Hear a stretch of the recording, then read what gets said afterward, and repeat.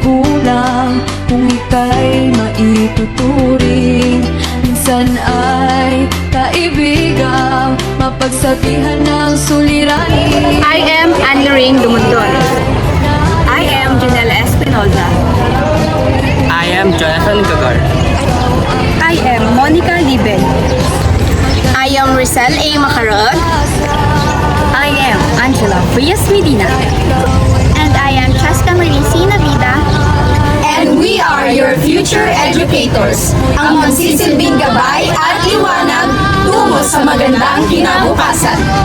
Mahal kong guro, salamat sa iyong pagtuturo. Katotohanan ng mundo ay aking tatantong.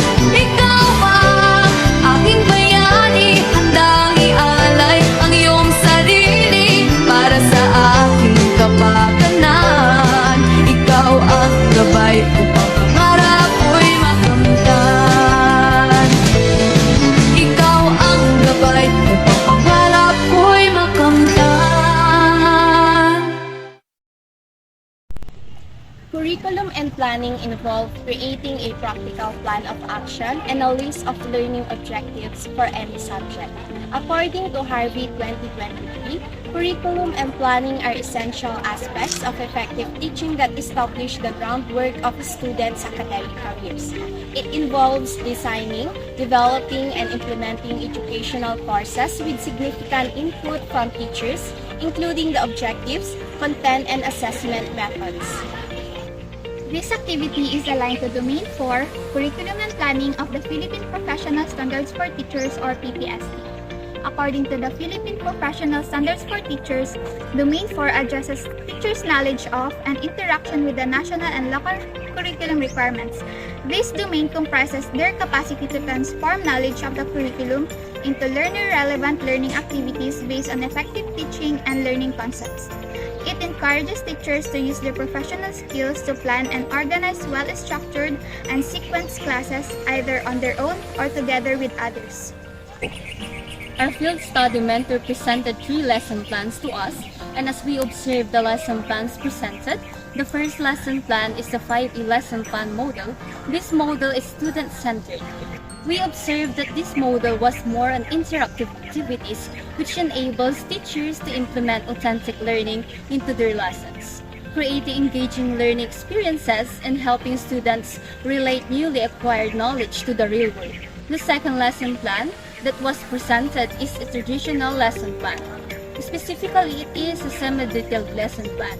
Unlike the other lesson plans, this lesson plan is less intricate than detailed, but it still focuses on what was the teacher wants to cover for the subject on the day. And the last lesson plan is a direct instruction lesson plan model. This lesson plan is a teacher-directed teaching method. This means that the teacher stands in front of a classroom and presents the information. The first lesson plan that was presented was 5E lesson plan model that has 4 main parts. The following are the parts of the said lesson plan. Number 1 is objectives. Included in this part are the content standards, performance standards, and the specific learning objectives. The second is subject matter. Included in this part are the content or topic that you will teach, the instructional materials to be used, and the references. Number 3 is learning procedure. The first subpart is the preliminary activities such as prayer, checking of learning environment, monitoring of attendance, and collection of assignments. The second subpart is the lesson proper, where the 5 E's are included, which are engage, explore, explain, elaborate, and evaluate. Number 4 is the agreement, or also known as the assignment. The second lesson plan that was presented is the traditional lesson plan model, specifically a semi-detailed lesson plan that has 5 main parts. Number 1 is learning objectives. Number 2 is the subject matter. It includes the topic that you are going to discuss, instructional materials to be used, time allotment, references, and the values integration. Number 3 is procedure. It includes the motivation, lesson proper, generalization, and application.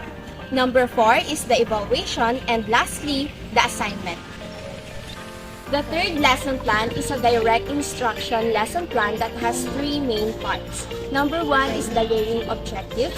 Number 2 is the subject matter, which includes the subject, topic, references, and instructional materials that will be used. Number 3 is learning process that includes the introduction, explicit instruction or teacher modeling, guided practice or interactive modeling, independent working time, extend differentiation, review assessment, and the review closely.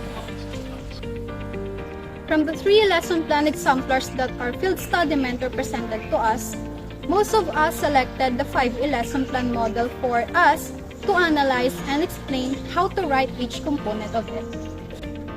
5E lesson plan model uses a learner-centered approach that prioritizes active, interactive learning, enabling students to draw connections between what is being taught and their personal experiences. This is how the part of 5E lesson plan model was written. First, the objectives. This part includes the content standards, performance standards, and the learning objectives. These learning objectives should relate to the activities since they are based on the 3 learning domains of cognitive, affective, and psychomotor learning. Second is the subject matter. This part of the lesson plan includes the content or topic, instructional materials, and the references. Third, learning process. This part has 2 subparts which are preliminary activities and lesson proper. Preliminary activities include the processes before the class such as prayer, checking of learning environment, monitoring of attendance, and collection of assignments. After this, the class will proceed on the lesson proper. In the lesson proper, the 5E were included such as engage, where teachers should provide interactive activities that will get students interested in the lesson and contribute what they already know about it. The teacher will then think up some hands-on activities for the students to participate in during the explore phase. Following is the explain phase. The students should describe what they have learned and experienced with the teacher's assistance. This, the teacher may provide clarification or elaboration to explain after the students express the ideas in their own words. After the objectives have been taught during the last phase, it is time to evaluate. Finally, the last part of the lesson plan, which is agreement, the teacher will compose and give students a take-home academic activity or work in this part of the agreement, also known as the assignment. The group's response varies depending on which part is difficult or easy to build.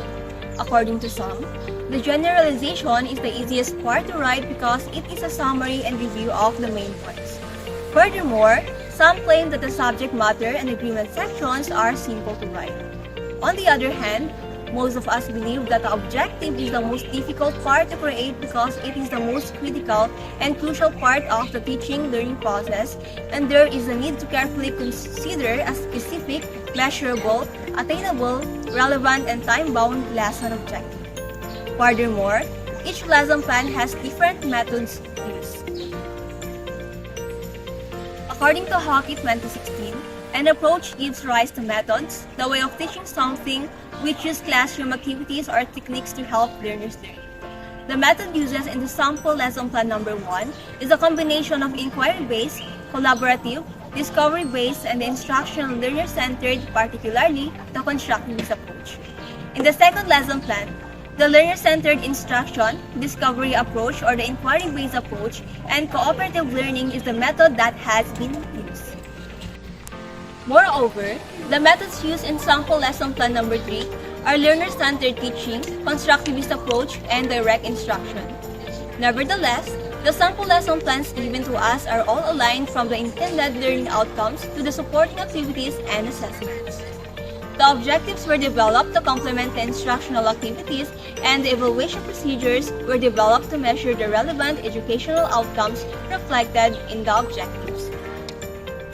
All in all, the 3 sample lesson plans are aligned from the intended learning outcome to the supporting activities and assessment, which makes them good and well-organized lesson plan.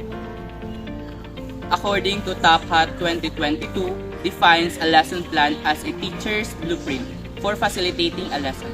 It usually includes the goal, how the goal will be attained, and a means to quantify how successfully the goal was met. As a free service teacher, we are exposed to several exercises in this segment of your learning experience that will allow us to evaluate different lesson plan exemplars and their components, as well as an opportunity to design our own lesson plan. The constructed lesson plan was prepared for grade 4 students using an OSLEA model, specifically a detailed lesson plan.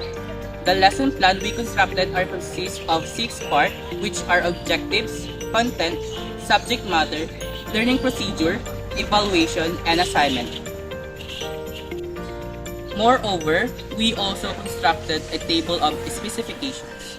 A table of specifications aids in educational assessment and curriculum development.